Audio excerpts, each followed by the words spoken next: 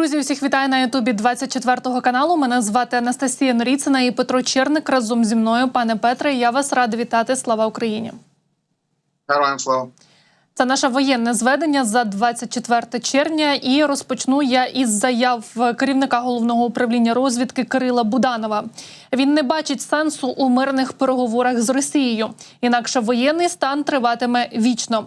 Глава ГУР вважає, що Україна не має іншого вибору, крім того, як повернути усі території, які були захоплені російськими окупантами. І на його думку, якщо Україна цього не зробить, то вічно перебуватиме у стані війни. І так звані мирні переговори не допоможуть ні в чому. Про це він сказав в інтерв'ю The Philadelphia Inquirer.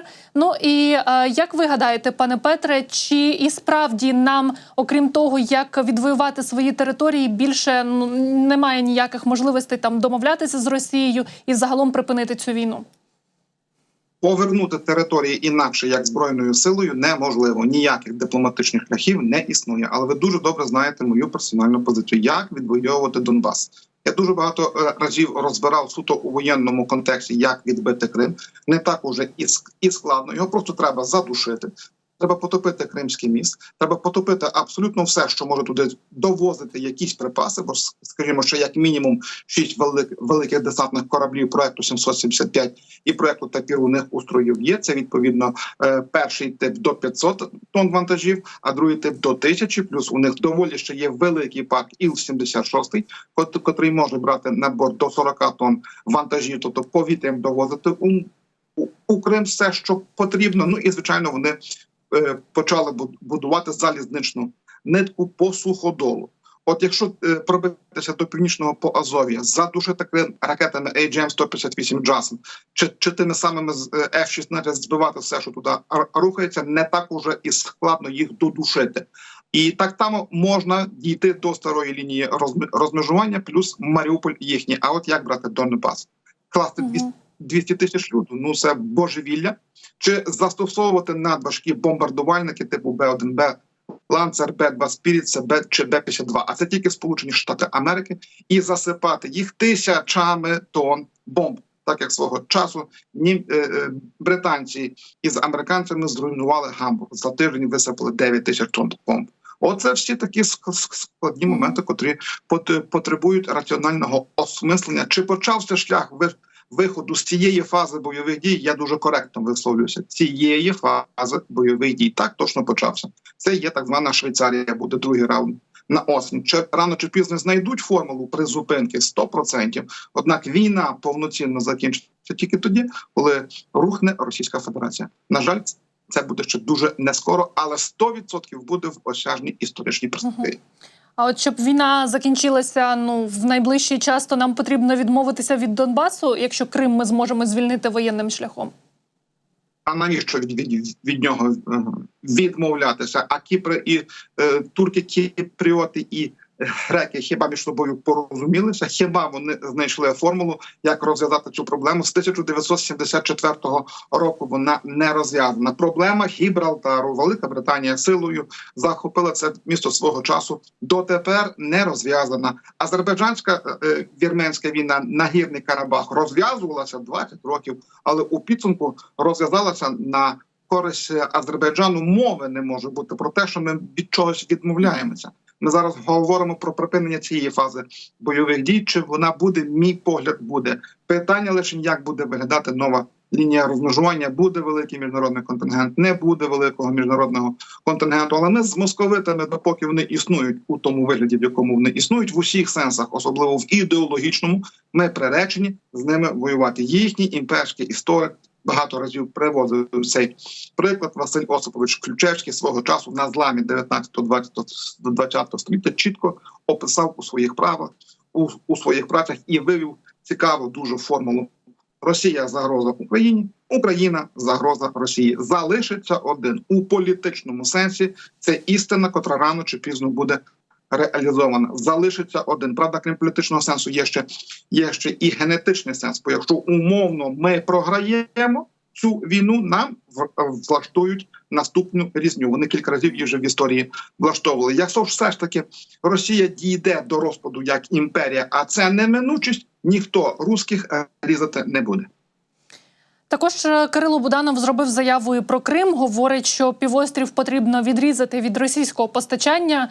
Ну, мабуть, же керівник розвідки знає, про що говорить. А чи можна сказати, що ситуація наближається до певного перемикання? І чи ось це, що відбувається зараз в Криму, це такі більше косметичні втручання? Це косметичне втручання і це репетиція, тобто вивчення в першу чергу систем зенітно-ракетного прикриття. Ми також вже з вами розбирали цю ситуацію, але якщо треба, розберемо ще раз. Міст, щоб по-справжньому упав, підкреслюю, по-справжньому, не одна-дві секції, які ми розтрощимо, а вони відремонтують, а хоча б кілька сот метрів. Міст дуже великий, 18 кілометрів. І треба це все брати під вогневий контроль, щоб вони його не могли ремонтувати. Тобто стартовий перший залп, який насправді употопить міст, має бути не менше 30, 40, а то й 50-60 ракет балістики, кількадесят ракет, ті, що ми називаємо крилатими, у першу чергу це Storm Shadow, чи і наші F-360. Нептун уже апробовані і, звичайно, велике безпілотне крило. Тож сукупно ударних систем має бути 120, 130, 150. По-перше, іде накопичення цього всього, а по-друге, ми розуміємо, що більший залп, то легше його відбивати. Отак воно все працює у зенітно-ракетному протиборстві. І навпаки, що менше залп, то легше його відбивати. І тут іде дуже точна, скрупульозна аналітична оцінка, як зробити все так, щоб розуміючи, що багато чогось з цього ми втратимо великого залпу, але і коефіцієнт корисності буде досягнути. Це математика вищого порядку.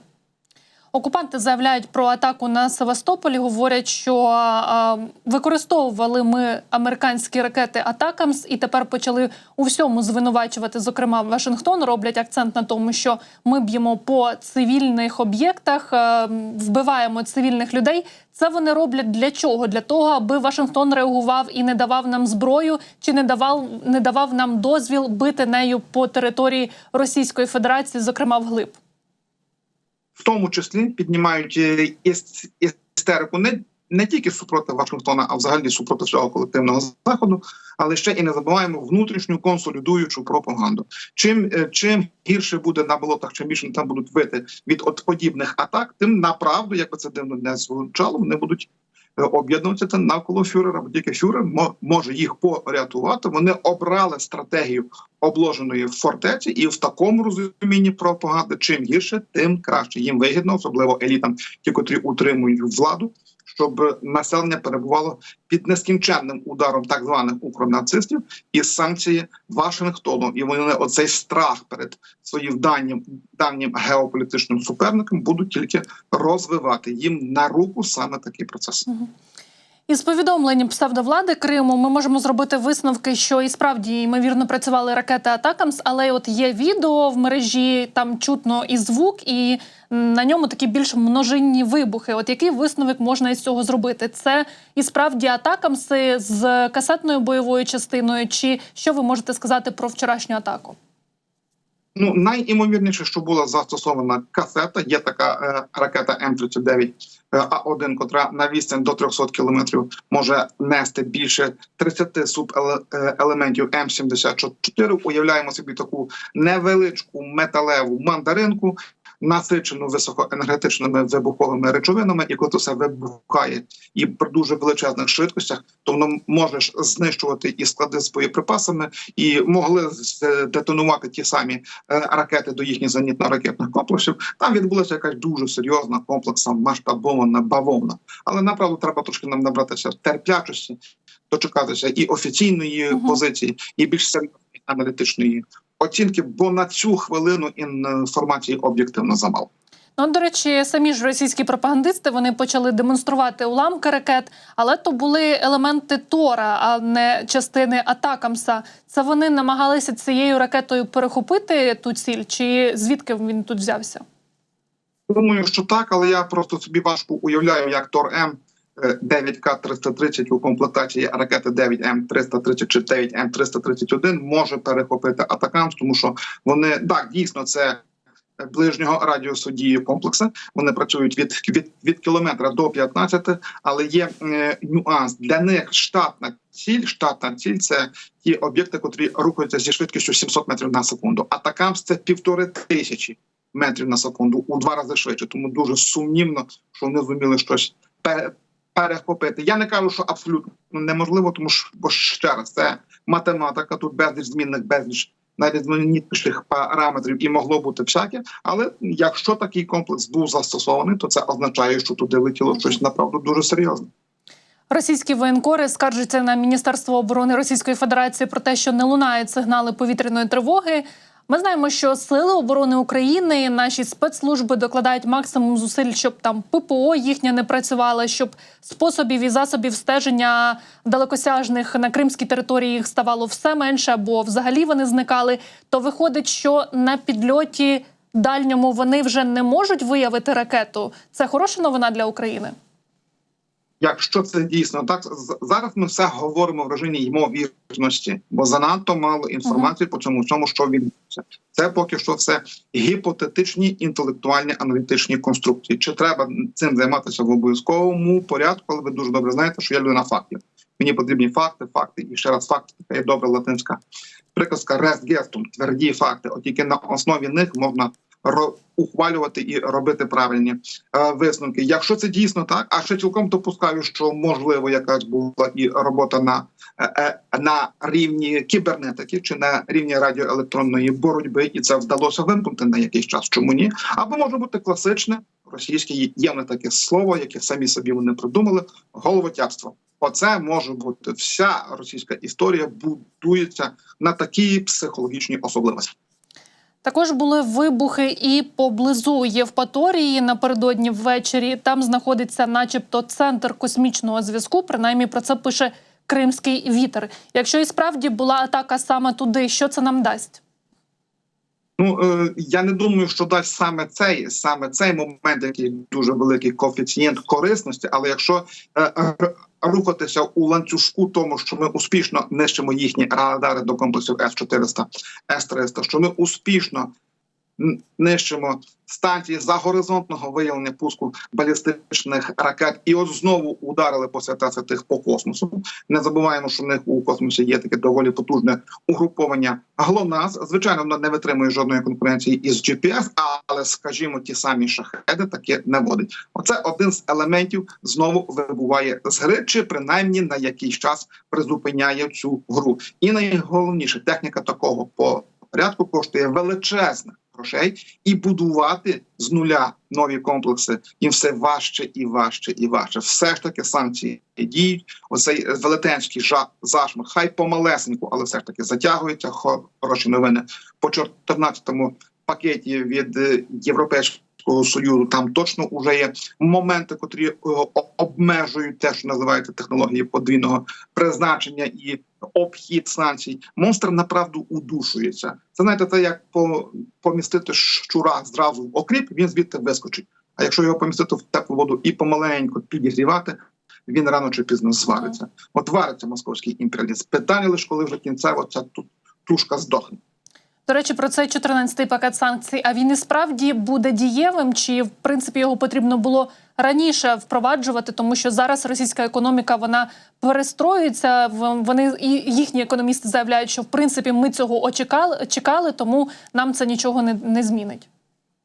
Кожен мінус $1 мільйон чи кожен мінус $10 мільйонів, котрі вони не дозароблять від продажу чи скрапленого газу чи інших ресурсів, таки їх удушують. Звичайно, вони адаптувалися, точно вони живуть на межі, але тим не менше, це поволеньке виснаження таки буде мати якийсь результат. Правда, знову ж таки, не так швидко, як нам би цього хотілося. На Росії поскаржилися, що Збройні сили України вперше застосували «Хаймарс» для атаки на Курську область, уражену будівлю ФСБ. Чи можемо ми сказати, що наші союзники і справді почали знімати обмеження, тобто ми можемо використовувати їхню зброю не лише по території Білгородської області, там, де вони готували наступ на Харківщину, а і по інших прикордонних регіонах? Думаю, що так. Давайте ми ще раз пройдемося по класах ракет, котрі є у застосунку до «Хаймерс». Це штатний боєприпас М31А1 чи М31А2. Це 84 кілометри бойова фугасна частина до 90 кілограмів. Далі йде дуже корисний, дуже потрібний на 165 кілограмів касетний боєприпас М39, там до 900 субелементів ударних. Ми про них вже говорили. Наступна ракета на 300 субелементів. Так, це вже 300 кілометрів. І є ще дві ракети М48 і М57. І один із фугасною бойовою частиною більше 200 кілограмів, також на 300 кілометрів. І є, правда, зараз американці розробляють найсучаснішу ракету також для Хаймерса. Precision Strike може до 500 кілометрів задавати ударів. Усе. Associated Press пише, що українське військове командування просить Сполучені Штати зняти обмеження щодо використання далекобійних ракет «Атакамс» для ударів по російських об'єктах вже не на 100 кілометрів, а і ще далі. Ми бачимо, що окупанти продовжують атакувати цивільне населення, цивільну інфраструктуру. Харків щодня під обстрілом, вони використовують каби. І зрозуміло, що їхні аеродроми, звідки злітають літаки, вони знаходяться набагато далі. Чи може стати це причиною того, що ось ці атаки щоденні, причиною того, що нам Сполучені Штати дадуть дозвіл бити далеко вглиб РФ? Сподіваюся, що так, але усе ж таки це не панацея. Чому? F-16 – краща відповідь, тому що вони можуть передислокувати Су-34 на відстані 500-600 кілометрів. Там точно ми нічого їх не дістанемо за винятком безпілотників, але безпілотник сам має довго летіти туди, і він може бути збитий і відхилений. А от коли Су-34 виходить на бойові пуски на відстань 70 кілометрів, він прекрасна ціль для F-16. Ракета АІМ-120 «Амрам». Не знаю вже, який раз я про цю ракету сказав, але це саме те, що нам потрібно. Треба, щоб воно нарешті запрацювало. А насправді треба все робити в комплексі. Перемога кується в комплексі. І далекобійні ракети, і безпілотні далекобійні системи, і нарешті F-16. І якби тако все комплексно вже почало працювати, то був би якийсь оптимізм, принаймні, у частині того, що Харків міг би видихнути від цих дошкульних котованих авіаційних бомб великих калібрів. Але здається, що навіть ось такі дозволи бити хоча б по прикордонню, вони також працюють, бо в Харківській області війська країни-окупанта призупинили свої бойові дії і змушені виводити свої підрозділи на доукомплектування через великі втрати в особовому складі. Про це заявив речник оперативно-стратегічного угруповання військ «Хортиця» Назар Волошин. Чи справді у них там проблеми на Харківщині? Так, звичайно, але тут є інший зріз. Сам факт того, що американська зброя працює по історичній території свого одвічного суперника, це щось феноменальне. Цього, до речі, ніколи не було. Це перший раз в історії. От коли вже після Другої світової війни кінцево сформувалися два антагоністичні блоки, так, вони своїми проксі воювали в різних точках, починаючи від Північної і Південної Кореї, оця війна 50-53 року, закінчуючи війною в Афганістані, В'єтнамі і тому подібне. Але щоб зброя американська напряму, хай на невеликій відстані, але все ж таки працювала по Росії як такий, то це щось безпрецедентне, такого ще ніколи не було. І думаю, що цей процес буде тільки наростати і розвиватися. Питання, чи буде точка неповернення в частині ядерного кийка. Я, направду, цього не знаю. Також Кирило Буданов оцінив ситуацію на фронті і, відповідаючи на запитання, чи можуть українські війська зупинити наступ окупантів на Донбасі, Буданов сказав, що хороша новина полягає в тому, що ніякого Армагеддону немає і не буде, а погана новина в тому, що ситуація досить складна і вона залишатиметься такою щонайменше місяць. Як ви гадаєте, чому саме місяць і чи можуть окупанти зараз розвинути якийсь свій новий наступ, оцей літній наступ? Вдарити вони новими силами можуть у будь-якій точці. Третє правило чи третій закон війни – це прихований маневр. Вони мацають лінії розмежування, де на їхній погляд може бути слабинка із нашого боку. Чому місяць? Тому що до місяця часу має вже повноцінно, так як треба, масштабовано запрацювати артилерійський пакет, в першу чергу від Чехії. І не тільки від Чехії, і від німців, і від інших країн в тому числі. Бо війна і на цю хвилину на 95% є війною артилерії. В моєму розумінні, так як я собі бачу ситуацію під своїм специфічним кутом, ми навзаємно, і ми, і вони, ми наближаємося до якоїсь зламного моменту у цій фазі бойових. Як цей злам відбудеться? В який спосіб? Чи вони зуміють розширити ще якісь плацдарм, скажімо, того самого Торецька чи Часового Яру? Чи ми зуміємо здійснити якийсь блискучий маневр, скажімо, як було по Харківській операції? Ніхто цю операцію не бачив, не планував, а вона склалася. Але те, що так скажімо, я дещо по-філософськи висловлюся в те, що в егрегорі планета Земля зараз наростає оцей потенційний вузол розв'язання. Ну то так. З'явилася інформація, що ворог активізував, продовжує свої штурми в районі Часового Яру. А на вашу думку, чому так довго окупанти не можуть взяти цей населений пункт? Ну і яким є ваш прогноз? Я не дамся, я не візьмуся ніяких прогнозів робити, як довго буде стояти Часів Яр.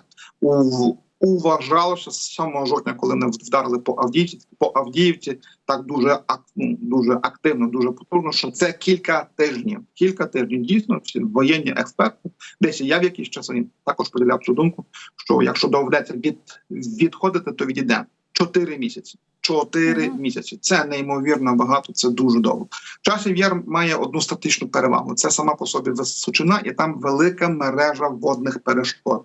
Їх дуже важко долати, бо треба обладнувати відповідні понтонні переправи чи мости, а це суперзручна ціль, це великі цілі. Вони намагаються це робити, але ми поки що тримаємо за це все вогневий контроль. Ну і звичайно, наша майстерність, мотивація і західна зброя переважає все те, що мають росіяни. Це війна кількості з якістю. Це у філософському сенсі війна Давида і Голіафа. А де і як складеться навколо Часового Яру, даруйте, це неможливо побачити у принципі. В Чехії кажуть, що до кінця місяця Україна має отримати першу партію боєприпасів, закуплених у рамках її ініціативи. Хоча про це ми вже говоримо і чуємо давно, вони начебто мали з'явитися ще на початку червня. То, пане Петре, чи і справді їх ще немає, бо ми думали, що ними вже працюють? Ну, а по-друге, чому так довго тоді затягують? Я думаю, що це інформаційний шум, він має бути, противник не повинен ні зрозуміти, ні облікувати, як ця система, як ця схема працює. Я упевнений, що вона працює, а деталізувати для чого. Наостанок вас запитаю про події в Дагестані. Там знову контртерористична операція, хоча, здавалося б, коли вони її скасовували. 23 червня відбулася серія збройних нападів терористів у містах Дагестану. Те, що Путінська Російська Федерація – це суцільна зона нестабільності, ні для кого не секрет, але до чого це може призвести? Там насправді велика кількість загиблих, навіть більше, ніж як вони зараз кричать про Севастополь, то у Дагестані набагато більше, а Путін на це не реагує. Перше, нехай товчуться на болотах якомога сильніше. Чим більше там будуть товктися, тим краще для нас. Не важить, хто з ким і в який спосіб, хто які стосунки з'ясовує. Чим гірше у них, тим для нас краще. Оце фундаментальний момент. Мій особистий упереджений погляд. Я не сумніваюся, що там є рука ФСБ і грає котрась група кабінетів. Тому що вежа ФСБ – це дуже складне явище. Це не є моноліт, це не є гомогенна структура, там безліч переплетено найрізноманітніших інтересів, груп, підгруп і тому подібне. Правда, розібратися у тому неймовірно складно, бо а ховати внутрішню боротьбу вони вміють. Перша моя робоча теза, найбільш така, на мій погляд, реалістична. Сам Путін і розігрує чому? Переключати увагу від України, виходить на арену знову ІДІЛ, виходить на арену знову ісламський фундаменталіст, і він дає сигнал у всьому цивілізованому світу. От давайте, дивіться, у нас вже почалося, не дай Боже, у вас почнеться. Бо не також це було у 15-16 роках, коли кипіла війна в Сирії. Саме російські спецслужби допомогли організувати цілу низку терактів, зокрема у тій самій Франції. Чи почує Захід цей сигнал, чи скажуть, та дійсно треба щось спробувати якось це врегулювати, важко мені сказати. Не остання точка зору, що це в такий спосіб самого Путіна хтось підставляє, що він не може упоратися із ситуацією. Перша спроба трансферу у вигляду Пригожина відбулася, Путін цей раунд виграв. Може бути і друга. Оце дві такі головні робочі тези, і така стратегічна, загальна, базисна. Російська Федерація стала на шлях велетенського хаосу.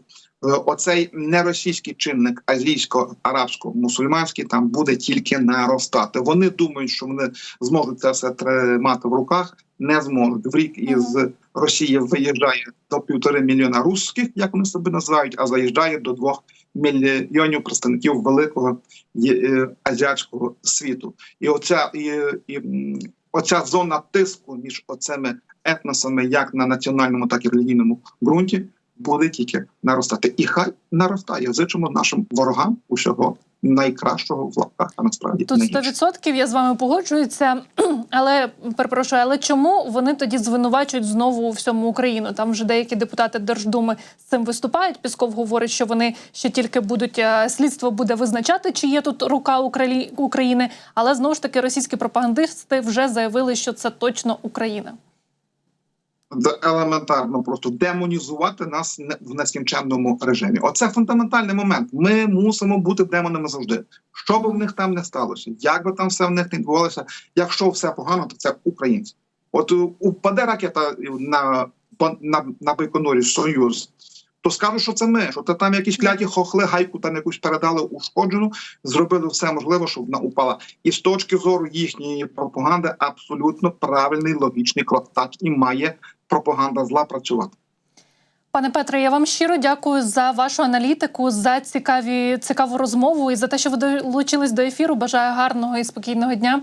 І нагадаю, що Петро Черник був з нами на зв'язку. Ви, друзі, підтримайте нашу розмову своїми вподобайками, пишіть коментарі, а також поширюйте це відео, аби більше людей отримували якісну аналітику і перевірену інформацію. Усім дякую за увагу, хороших новин і до зустрічі. Дякую.